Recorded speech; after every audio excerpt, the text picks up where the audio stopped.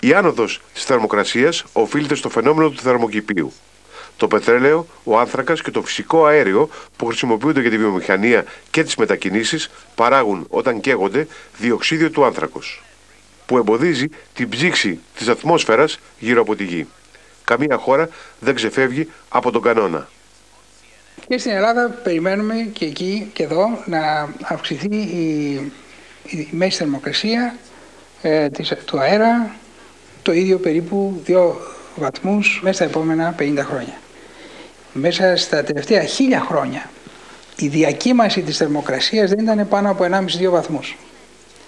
Και δημιουργήθηκε η θερμή περίοδος του Μεσαίωνα, η ψυχρή της τουρκοκρατίας, δηλαδή αυτές όλες οι περίοδοι η θερμοκρασία του αέρα δεν διακυμάνθηκε κατά μέσον όρο περισσότερο από 1-1,5 βαθμό. Αυτό δείχνει το μέγεθος, τι σημαίνει μια αλλαγή προς μια κατεύθυνση, θέρμανση 2 βαθμών. Είναι πολύ μεγάλη. Είναι καταστροφική. Με το λιώσιμο των πάγων ανεβαίνει η στάθμη της θάλασσας. Μπορεί να ανέβει από 5 έως 9 μέτρα. Ορισμένα νησιά του Ειρηνικού ωκεανού έχουν ήδη εξαφανιστεί. There is Biggerman, and that sandbar there is where the island was.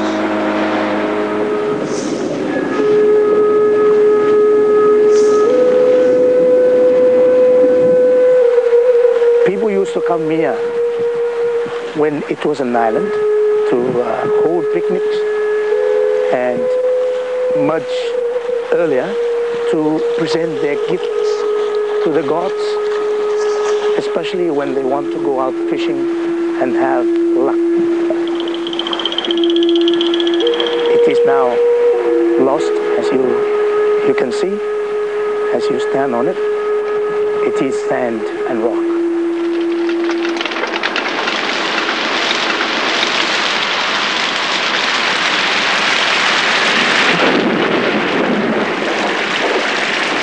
Σε όλο τον κόσμο τα καιρικά φαινόμενα είναι πρωτοφανή. Τυφώνες και ανεμοθύελλες, καύσονες, πλημμύρες στην Αμερική και την Ευρώπη που απειλούν ιστορικές πόλεις. Οι εποχές του χρόνου έχουν μπερδευτεί. Ο χειμώνας γίνεται καλοκαίρι και το καλοκαίρι χειμώνας. Ο καιρός μοιάζει να τρελάθηκε από τη ζέστη. The United Nations recently projected a doubling of heat-related deaths in the next 20 years in many urban areas. So that in Chicago we had 700 and some people die a couple of years ago. This year in India 1,000 people died from a heat wave in the state of Andhra Pradesh. Σε περιοχές όπως η Ελλάδα αυτό σημαίνει ότι μπορεί να πηγαίνουμε σε μια περίοδο με βροχές, σε άλλη περίοδο με λειψιδρία και το χειρότερο είναι ότι το καλοκαίρι μπορεί να έχουμε συχνότερα εμφάνιση καυσώνων. Το συμπέρασμα είναι ότι αυτή τη στιγμή η επίδραση του ανθρώπου στο κλίμα και γενικά στην ατμόσφαιρα είναι δεδομένη. Της έχουμε αλλάξει τη σύσταση τόσο πολύ όσο δεν την είχαμε αλλάξει τα τελευταία 1000 χρόνια. Ένα πρόσφατο πόρισμα της γνωστής οργάνωσης Διεθνές Ταμείο για τη Φύση κρούει τον κόδωνα του κινδύνου. Αν δεν γίνουν δραστικές αλλαγές, ο πλανήτης Γη θα είναι σε λίγο ακατοίκητος. Αν συνεχίσουμε με αυτούς τους ρυθμούς και με αυτό το είδος της ανάπτυξης, το 2050 θα χρειαστούμε ένα δεύτερο πλανήτη για να συντηρήσει τη ζωή έτσι όπως την ξέρουμε.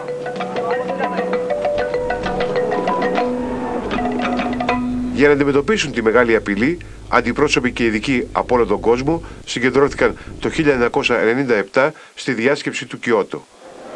Are human activities changing the Earth's atmospheric composition and climate? The answer is clearly yes. Throughout the world, the story is the same. Island countries are on the front lines of the global climate catastrophe.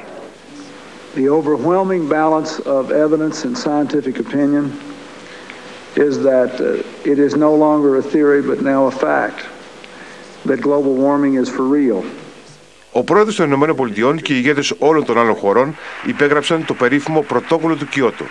Υποχρεώνονταν να περιορίσουν τις εκπομπές διοξιδίου του άνθρακος μέχρι το 2010. Ειδικότερα οι ανεπτυγμένες χώρες που έχουν τα μέσα αλλά και το μεγαλύτερο μερίδιο ευθύνης. The United States has something like 5% of the world's population and it contributes about 25% of the world's emissions. I know that every citizen of the United States is responsible for 25 times more emissions than every resident of India, for example. The imperative here is to do what we promise rather than to promise what we cannot do. Repeat after me. I, George Walker Bush, do solemnly swear. Το 2001 ο George Bush ο νεότερος ορκίστηκε πρόεδρος. Ανακοίνωσε σχεδόν αμέσως ότι δεν θα επικύρωνε τη συμφωνία του Κιώτο που είχε υπογράψει ο Κλίντον, επειδή στρεφόταν εναντίον των αμερικανικών συμφερόντων. Την απόφαση του νέου Προέδρου καταδίκασαν οι αμερικανικές οικολογικές οργανώσεις. Οι μεγάλες εταιρείες πετρελαίου είχαν χρηματοδοτήσει γενναία την προεκλογική εκστρατεία του Μπούς. Πριν εισέλθουν στο Λευκό Οίκο, τόσο ο Αμερικανός Πρόεδρος όσο και ο Αντιπρόεδρος Dick Cheney ήταν διευθυντικά στελέχη εταιρειών πετρελαίου. 41 μέλη της κυβέρνησης Μπούς. Η σύμβουλος Εθνικής Ασφαλείας Κοντολίζα Ράις δούλευε για την εταιρεία Chevron Texaco, που την αντάμιψε γενναιόδωρα.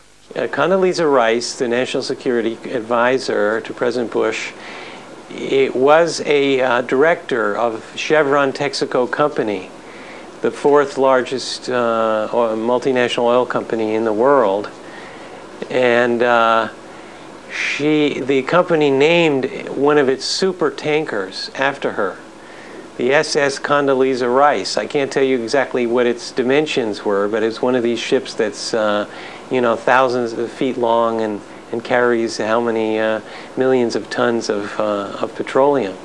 This is an administration that believes that the oil industry is very important in the overall scheme of things, in the energy field, but of course to run the country, to run the world economy as a whole.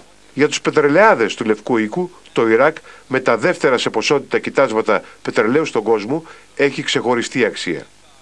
Μετά τον πρώτο πόλεμο του κόλπου το 1991, το Ιράκ είχε τιμωρηθεί με οικονομικές κυρώσεις και εξήγαγε λίγο πετρέλαιο. Παράλληλα όμως, τη δεκαετία του 90, ο Σαντάμ Χουσέιν είχε κάνει μια σειρά συμφωνίες με γαλλικές και ρωσικές εταιρείες πετρελαίου.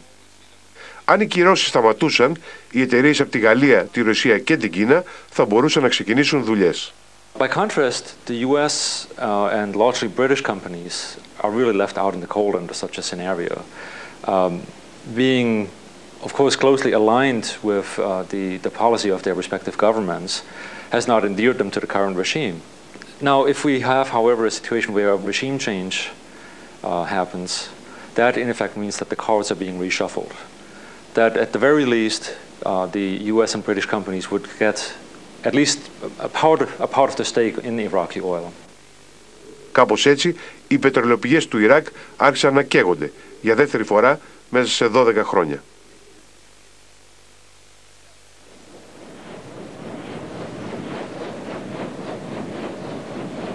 Όπως και σε όλο τον κόσμο, οι ήπιες εναλλακτικές μορφές ενέργειας είχαν προχωρήσει και στην Αμερική. Σε πολιτείες όπως η Καλιφόρνια είχαν γίνει σημαντική πρόοδοι στα φωτοβολταϊκά συστήματα και την αιωλική ενέργεια. Ο Καρλ Γκρόσμαν είναι ένας από τους καλύτερους Αμερικανούς ειδικούς σε θέματα ενέργειας. You go to in California in this country and you see those wind turbines turning, producing electricity at about 3.5 cents per kilowatt hour. That's less than nuclear-powered electricity. In terms of solar power, there have been great technological advances. Our turbine is a 100-kilowatt turbine, and in a year, that turbine can produce in the Altamont Pass around 210,000 kilowatt hours. 210,000 kilowatt hours is enough power to meet the annual needs of 35 homes. Ο Μπούς δεν έδωσε καμία προσοχή στις ήπιες μορφές ενέργειας. Αντίθετα, ανακοίνωσε ότι θα φτιάξει νέα πυρηνικά εργοστάσια. Η διάδοσή τους είχε περιοριστεί μετά το ατύχημα που έγινε το 1979 στο πυρηνικό εργοστάσιο του 3 Mile Island και προκάλεσε μεγάλες καταστροφές. So you could say that Bush is very pro-nuclear because of his close alliance with the nuclear industry. I mean, there's not been a new nuclear plant ordered in the U.S. Since well before the 3 Mile Island accident. Η Ένωση αποφάσισε να περικόψει τις εκπομπές διοξιδίου του άνθρακος και να επενδύσει στις εναλλακτικές μορφές ενέργειας. Σύμφωνα με τον διάσημο Αμερικανό συγγραφέα Τζέρεμι Ρίφκιν, πρόκειται για δύο διαφορετικές πολιτικές που θα καθορίσουν την πορεία του 21ου αιώνα. It's interesting that there's a great divergence beginning to happen between the European Union and the United States. It's one of those great changes in history. The European Union is muddling its way toward renewable energy. On the other hand, the United States is desperately holding on to the old oil age. Global political leadership will be moving to Europe and to the European Union away from the U.S. on this issue of climate change. While the new world seems to be becoming the old world seems to be becoming the new